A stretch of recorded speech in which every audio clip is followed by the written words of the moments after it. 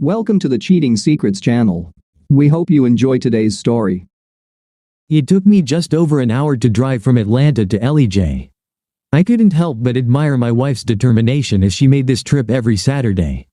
I think the sex was good. Maybe, just maybe, it was something more. I didn't know because I never asked her. I do know for sure that Darlin had been meeting Clayton Mankey at his cabin in LEJ for over 6 months. We were very well known in Atlanta's social circles because of my wife's involvement in charity. She insisted on us attending openings, banquets, and fundraising events for everything that came up. This not only demanded my attention but also my money. I loved my wife, but I reached my limit. After quite expensive weddings for our 2 daughters, I hoped to relax a bit. However, Darlin needed something more, so she started seeking ways to indulge her ego elsewhere. She met Clayton Mankey at one of the fundraising events. I think I realized it from the very first evening, but I didn't bother confirming my suspicions until several months later. If she had tried to meet him in the city, it would have been a disaster. She was too well known to sneak into a hotel. Moreover, she would never go to a motel or his apartment under any circumstances. The cabin was perfect for them. After a long trip, I reached a single-lane dirt road that led about 3 kilometers through the mountains to a log and stone cottage. Clayton had a lot of money. He was a contractor specializing in large government projects. Besides earning money, he apparently knew how to invest or use it wisely. Most of the land between the asphalt road and the cabin belonged to Clayton. I'm sure he had plans for the future. I drove up to the cottage. I needed to do something, and I needed to do it quickly. With small clippers, I cut the telephone wires coming out of the box and leading into the cottage. I neatly tucked the ends of the wires into the holes so that it wouldn't be noticeable that they had been cut. There was no cell service near the cabin. Now there was no landline either. 20 minutes later, I returned to the main road. It was cloudy all the way. Darlin didn't ask where I was going when I left early. I knew she would leave in about an hour, as usual. We never questioned each other about such things. I think that was a sign that our marriage had fallen apart. Where the road turned towards the cottage, there was a gas station with a snack bar. Actually, it wasn't a gas station, just a snack bar with a few pumps in front of it. I was lucky and got a booth near the entrance with a good view. About half an hour later, a big black Hummer appeared on the road. Clayton always liked to arrive in style. Gas prices meant nothing to him. 5 minutes later, Darlin turned off the road in her Lexus GX 470. And then the rain started. It wasn't an ordinary rain, but one of those that last all day and never stop. I needed to hit the road as soon as possible before it became impassable. I'm sure Clayton wasn't concerned about muddy roads, but Darlin's Lexus wouldn't fare as well. At that moment, it didn't matter because they weren't going anywhere. What struck me about this encounter was the timing. Tonight we had a fundraiser for saving the Brazilian 3-toed sloth. I'm almost certain it wasn't for that, but it was something equally frivolous. She had been planning and preparing for over 3 months, yet still found time to sneak away on the day of the event to see her lover. I must admit she did an excellent job organizing the event. Even if she wasn't there, everything would have been perfect. My car wasn't as reliable on the road as Clayton's Hummer, or as elegant as Darlin's Lexus, but it would get me where I needed to go if I didn't dawdle. I paid the bill and followed my wife and her lover up the mountain. In reality, the ascent wasn't that steep, just the road was devilishly winding.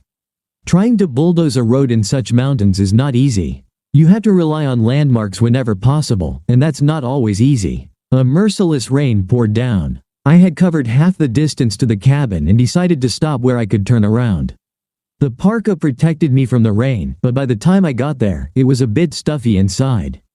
Darlin and her lover stayed in the cabin for about 30 minutes. I was sure she planned to make this visit shorter than usual, so I immediately got to work. In fact, it didn't take me much time at all. All I did was cut the valve stems on both cars. Today, they couldn't fix or change the tires for anything. By the time the rain stopped, the roads would be so bad that no sane tow truck driver would even attempt to get there. Their only way out would be to walk to the snack bar and find some alternative form of transportation. Of course, they wouldn't even realize what was happening until they were done making love. They didn't have a landline or cell service. If he had internet access, it was probably through a phone line. Of course, he could have had a satellite phone. I had to seize this opportunity. That's enough from me. The rains were still pouring. 20 minutes later, I was already on the 575 bus back to Atlanta. My stunt had no real reason, but I just felt low. Darlin and I have been together since college. I moved to Atlanta from Pennsylvania to work at one of the state's most prestigious accounting firms.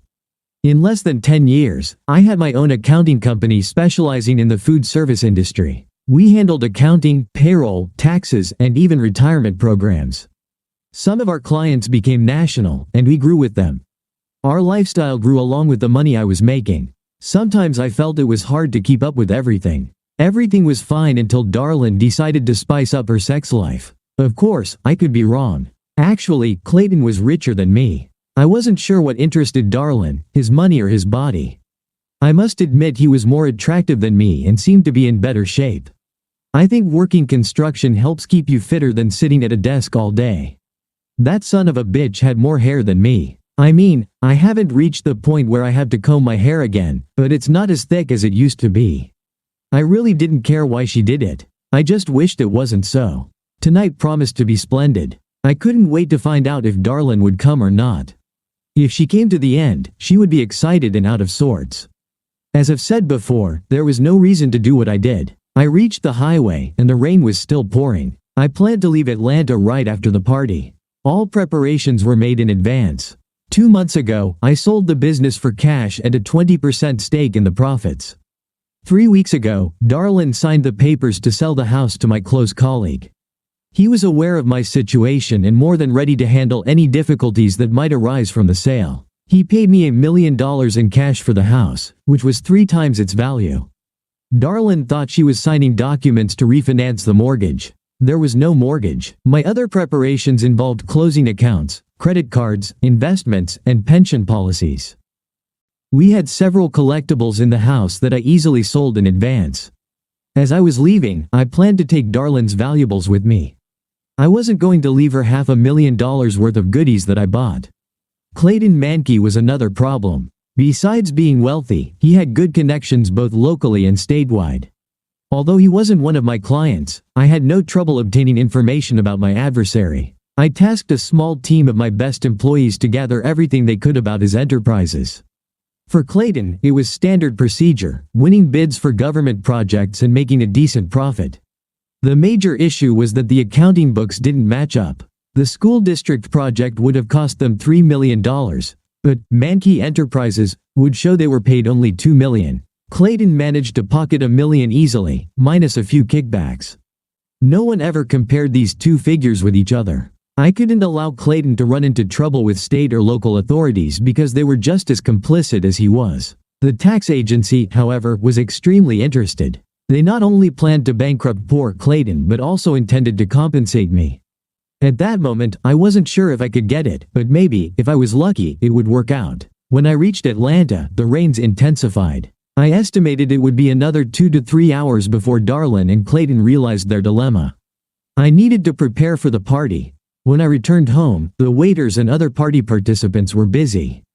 Darlin planned to invite over 200 people. Luckily, the house was big enough to accommodate them. I just smiled and waved at the workers. They were professionals and I had no intention of interfering. I stood under the hot shower for a long time and began to pack my remaining belongings. Darlin would miss her valuables. I also cleared out my personal safe. I was glad I had a small collection of gold coins. The Subaru was in the garage, so at least I didn't have to get wet while loading it. Guests hung long plastic sheets all over the house. The day was drawing to a close, but due to the lack of sun and abundance of clouds, it seemed like night had fallen. The rain was dripping. By 5 o'clock, I was fully dressed in my evening tuxedo. My daughters and their husbands arrived early to make sure everything was going according to plan. They both asked where their mother was, and I just shrugged. When my phone rang, the first guests arrived. It was my loving wife. "Robert, I'm so sorry, but I'm having some car troubles. I'll come home as soon as I can. Is everything okay? Where are you? I'll come and pick you up." No, stay there with the guests. I'll try to get back home as soon as I can. I'm really sorry. What happened to the car? That darn thing cost me more than 50 grand. I expected it to be reliable for that kind of money. I've already arranged for the auto service to take care of it. You don't need to worry. Damn it, Darlin, where the hell are you? Robert, calm down. It doesn't matter. What matters is that our guests are taken care of. She was not going to tell me where she was or who she was with for anything. Are you alone or is someone with you? I'm alone, but I'm fine. For God's sake, stop worrying about me. I'll be okay. Both of my daughters felt relieved hearing that their mother was okay. I smiled to myself, imagining her walking from the cabin to the highway in the rain and mud. This rain was sent by a heavenly angel. Darlin must have felt miserable at that moment. Unhappy, soaked, dirty, and tired. About an hour later, the phone rang again. I had to apologize to the guests and step out into the hall. Robert, what the hell is going on? I gave 3 different credit cards to the rental agency, and they all got declined. I can't rent a car with a credit card. Why don't you just call a taxi? There was an irritated sigh on the other end of the line. It's too far for a taxi. I don't need any trouble, Robert. I just need to know what to do about the credit card issue. I probably won't be able to solve it until Monday. Why don't you just go home with Clayton? There was silence on the other end of the line. I couldn't even hear her breathing. I waited for a few seconds, then heard her hang up. She didn't answer my question. The evening went fairly well. The girls had to leave because of their babysitters. When Darlin came in, there were still about 10 guests left. She looked awful. Her hair was as disheveled and dirty as her clothes. The rain had washed away most of the dirt, but reddish-brown stains remained. I stood there, smiling, with a beer in hand, for the first time that evening. Judging by how she walked, it seemed like one of her shoe heels had broken. She kicked them off and grabbed a drink from one of the trays on the buffet table. You did this, didn't you? You bastard. I took a big gulp of beer and smiled. You'll pay for this. I swear, you'll pay. The waiters were busy trying to clean up as our last guests left. They looked at her, but strangely, no one said anything. I'm glad to see you made it home safe and sound. I stayed to let you know that I'm leaving. I couldn't leave without being sure you were okay. What do you mean, leaving? Exactly that. I sold the business, sold the house, and closed all the accounts. That's why your credit cards weren't working. Darlin threw the glass across the room. It smashed against the wall, much to the horror of the cleaners. You stupid son of a bitch. Remember that half of everything belongs to me. I won't let you screw me over. I worked just as hard as you did to achieve what we have. I earned half, and I'll get it. I finished my beer and carefully placed the empty glass on the table. All right, dear, you'll get half of everything, only if we divorce. I have no intention of doing that. Do what you must. I had to walk for over 2 hours in the rain and mud to get to the road. 2 damn hours, and it's all because of you. What were you doing there, darling? Why did you go to LEJ to spend the day with Clayton Monkey when you could have just slept with him right here at home? By God, I wouldn't have cared. You bastard. You heartless, worthless bastard. I hate you. Well, I'm glad that's over. I have a flight at midnight. If you need to reach me, call me at. I'm sorry. I just remembered there's no place you could call me. I suggest you dismiss the household staff because you won't be able to pay them. Also, the couple who bought the house is moving in at the end of next week. Maybe you'll want to find yourself a place to stay. I don't recommend going to the Claytons. His time here is short. Perhaps one of your daughters will take you in. What do you mean Clayton won't be around anymore? Why would he leave? He's on top of the world. I smiled as I walked out the door for the last time. My accountants and lawyers made sure all my taxes were sorted and paid. From the government's perspective, I was leaving the company clean. All I cared about now was getting as far away from Darlin as possible. It wasn't that I had nothing to share with her, I just didn't want to share with her. I had many options, but I decided not to choose. I made a list of places that interested me, and it seemed reasonable to check them all out. Each place could easily take a year to explore. I decided to start with Belize and move on from there. After 5 years, I would have a pretty clear idea of where I wanted to live. I had several people more than willing to keep me updated on how things were at home. 2 weeks after arriving in Ambergris Caye, I made a few phone calls. The first one was to my eldest daughter, Grace. Dad, Mom is furious. Beth and I tried talking to her, but she refuses to explain anything to us. The only thing we could get out of her is that you stole all her jewelry and left her with no money or credit cards. She hasn't been home for the past few days. We don't know where she is. Have you tried calling her? I think her cell phone was switched off. Oh, that's true. I forgot. All communications are down at home, so that's probably why she's not there. She might be with Clayton. Who the hell is Clayton? Oh, I'm sorry. I suppose she didn't tell you. Clayton Mankey is your mother's lover. Clayton Mankey? He's been all over the news for the past few weeks. The FBI and some other people are after him. He was arrested once, but he posted bail and disappeared. What does my mom have to do with him? I'm not sure. It's either about sex or money. If he's gone missing, I assume your mother is with him. I promised Grace I'd stay in touch with her and Beth. I made 4 more calls, and the information was the same. No one knew where Darlin was, and no one knew where Clayton was. It seemed obvious they were together. Clayton could walk away from his business and still have enough money to live the rest of his life. Of course, with his situation, that wouldn't fly in the good old USA. I had a restless night. The next day, I had 2 dives planned. I needed something to occupy my time, so I decided to go scuba diving. This happened right after the first dive. It started raining. Not just rain, but a real downpour in Chattahoochee. We sat in the diving boat and waited for it to pass. All I could think about was the cabin in LEJ. It was a bad sign. The second dive was shorter than the first. When we returned to shore, the rain was still falling. The dock was a few minutes' walk from my apartment. Before heading back, I quickly ate a bowl of clam chowder. The rain continued to pour. It seemed like Hector was always on duty. He was the doorman in our apartment building. I wasn't sure, but I think he worked solely for tips. I had no problem giving him something small if he did something that warranted it. We got along great. Mr. Terrell, are you not diving again today? No, but I definitely will tomorrow. Mr. Terrell, you had 2 visitors this morning. I told them you wouldn't be back until closer to evening. I think they'll come again. Here's what happened. No one knew I was here, and since I arrived, I haven't made any friends.